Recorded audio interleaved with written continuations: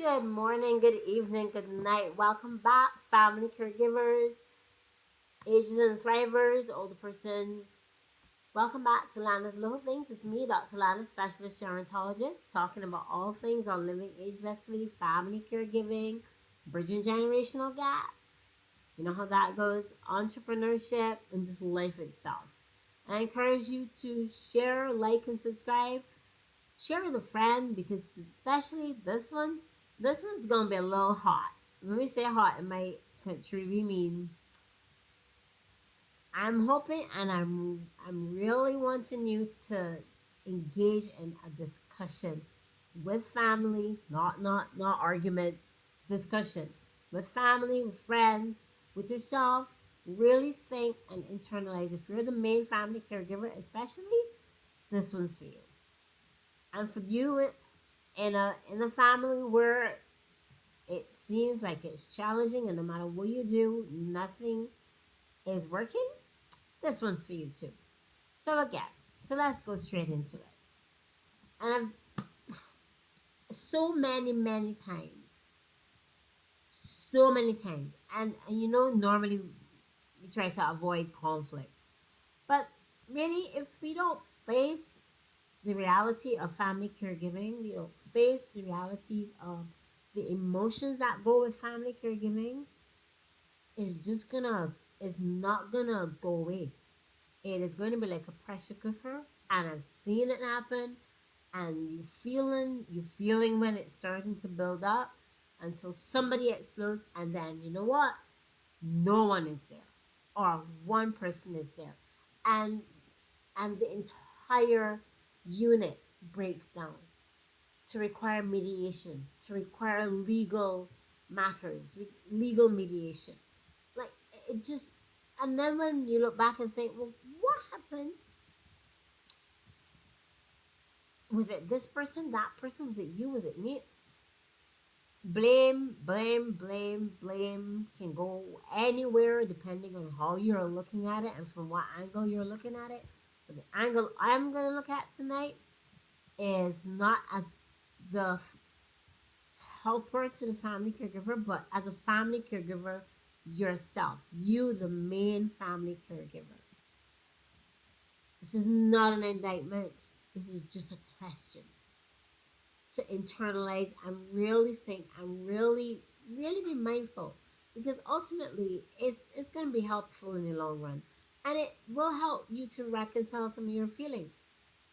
My question is, and tonight's topic is, why is it that family caregivers, the main ones, refuse help? Like bluntly refuse from family members, or they make it so hard for you to help. If you're in the family and you want to help, you offer and nothing is accepted. You make a suggestion, nothing.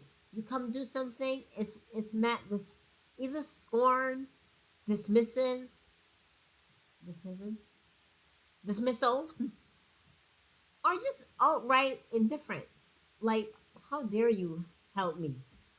Or who are you to help? Are you now helping? You get that attitude.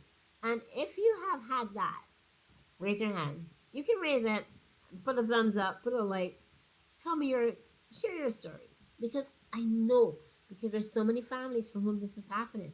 And they come and say, Doc, my sister, my brother, my aunt, my niece, my whoever it is, just makes you not want to come and help.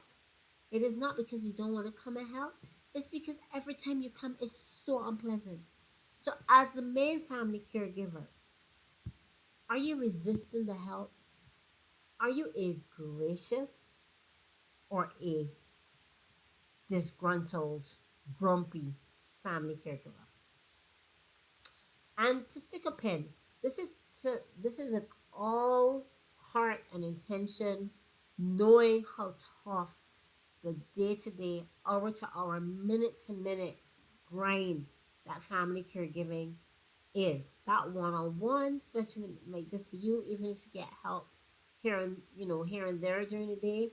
That one on one with the changes that come, especially if your loved one has going through stages, decline, or whatever it be of dementia, or and some of whatever type of dementia it might be, whatever type of illness it might be.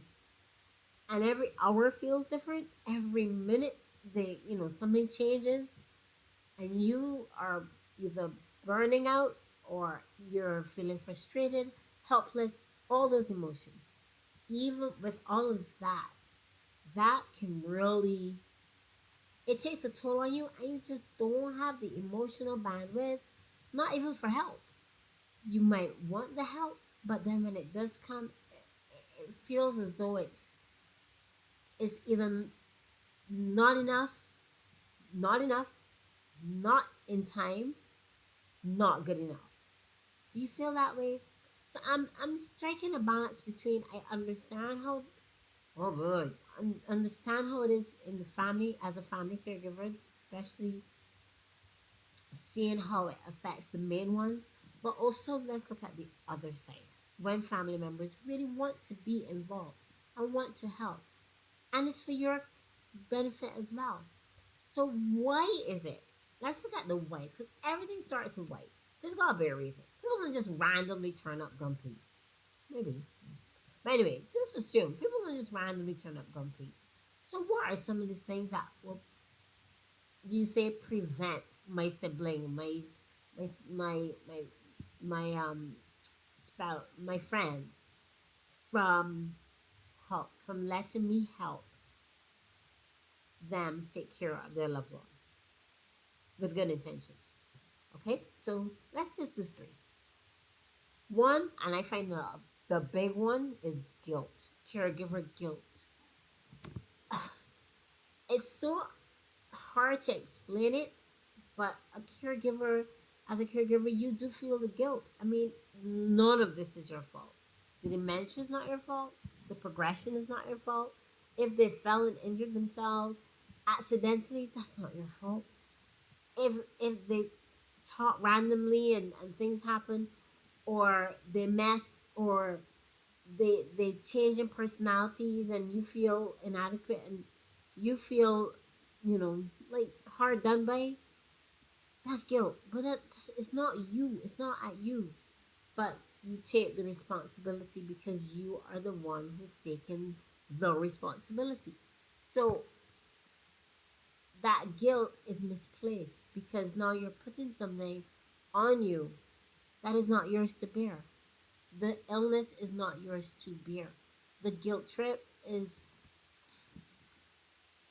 you haven't done it on purpose, but that guilt is deep inside, and it comes with helplessness, and it comes with a it's a destructive emotion, and it's a shameful emotion. And where there's guilt and shame, you don't want to talk about it, you don't want to face it, you don't want anybody around, you don't want to talk, period. You don't want anyone there, you're just gonna plod along with the feelings. So that's one. Not healthy, but it's an explanation. So then when someone comes to help, you're like, it's okay, no. Mm-mm.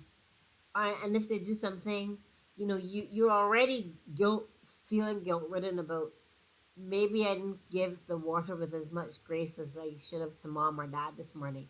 And then somebody comes and helps, and you're like, well, no, you don't do it. I'll do it.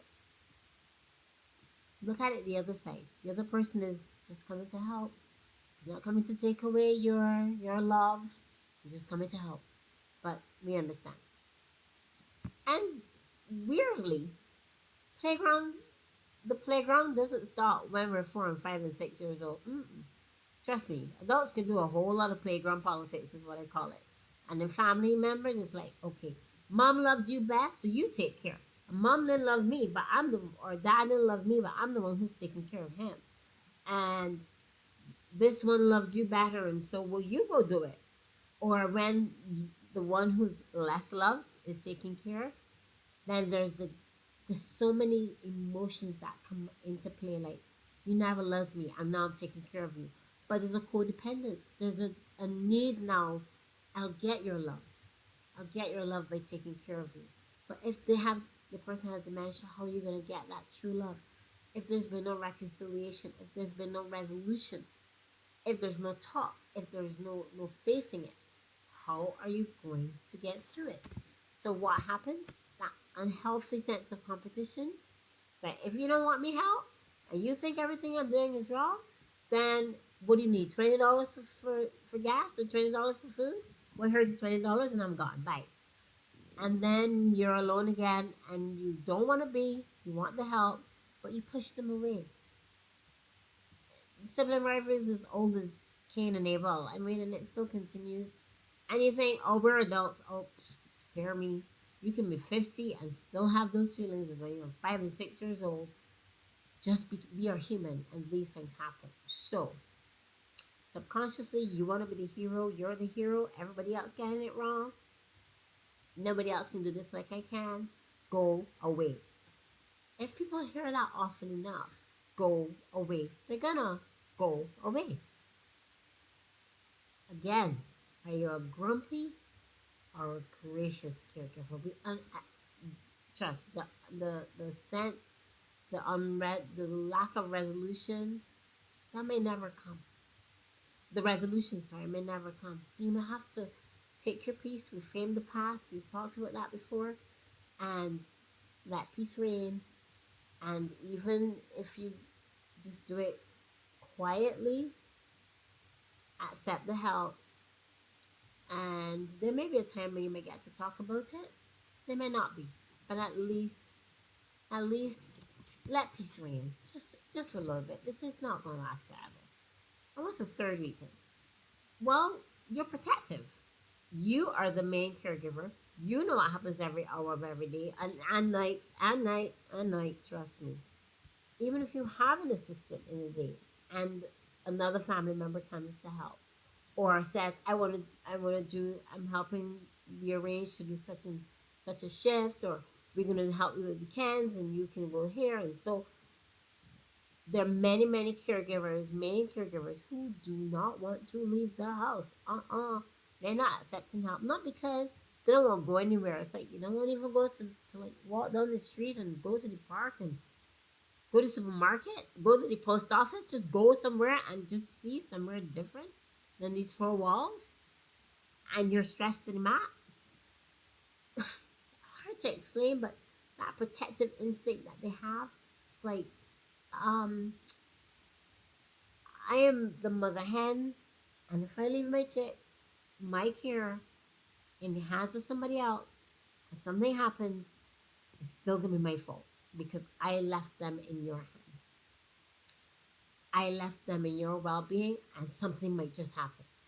And of course, we all know how many massively bad scenarios can we come up with in our own imaginations that have never happened. And the likelihood of them happening is like lightning striking 5 times 7 in the same place. I mean, yes, it happened, but what's the likelihood? So, protective instincts, caregiver guilt, and the unhealthy sense of sibling competition. Those are things that make the main caregiver refuse legitimate help. Now, we're not blaming again. This might sound like I'm coming down on you and, just be gracious and get over it. No. But for family members on the other side, understand that these are the reasons why the main caregiver is behaving like this, acting out. What is the big deal? We come in to help. Why are you refusing the help? Nothing we offer you is good enough for you. Nothing we do is good enough. You watch over us as though we're gonna spill the drink. Like, really? Understand, and empathy, communication.